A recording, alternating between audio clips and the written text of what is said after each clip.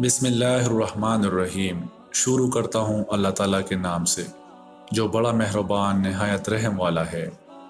حضرت جابر رضی اللہ تعالیٰ عنہ سے روایت ہے کہ رسول اللہ صلی اللہ علیہ وآلہ وسلم نے ارشاد فرمایا کہ خاص کر ان خواتین کے گھروں میں نہ جایا کرو جن کے شوہر کئی سفر وغیرہ میں گئے ہوئے ہوں، کیونکہ شیطان یعنی اس کے اثرات وساوس سب میں اس طرح غیر مرئی طور پر جاری ساری رہتے ہیں جس طرح رگوں میں خون رواں دواں رہتا ہے۔ ہم نے عرض کیا اور کیا آپ میں بھی؟ آپ صلی اللہ علیہ وآلہ وسلم نے ارشاد فرمایا اور مجھ میں بھی، لیکن اللہ تعالیٰ نے میری اس معاملہ میں خاص مدد فرمائی ہے، اس لیے میں محفوظ رہتا ہوں۔ تشریح: شادی شدہ عورتیں جن کے شوہر کئی سفر وغیرہ میں گئے ہوئے ہوں، ان سے نامحرم مردوں کے ملنے میں ظاہر ہے فتنے کا خطرہ زیادہ ہے۔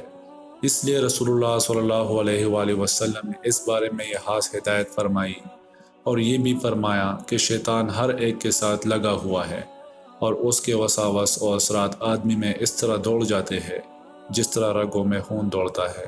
اس موقع پر کسی نے حضور صلی اللہ علیہ وآلہ وسلم سے سوال کیا کہ حضرت، اس بارے میں یعنی شیطانی وساوس اور تصرفات کے بارے میں حضور صلی اللہ علیہ وآلہ وسلم کا کیا حال ہے؟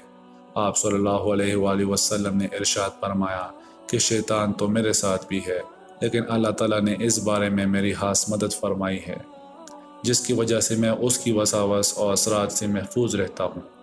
مجھ پر اس کا داب نہیں چلتا اور وہ مجھے کسی غلطی میں مبتلا نہیں کر سکتا۔ یہ دراصل عفت عصمت کا لازمی تقاضا ہے۔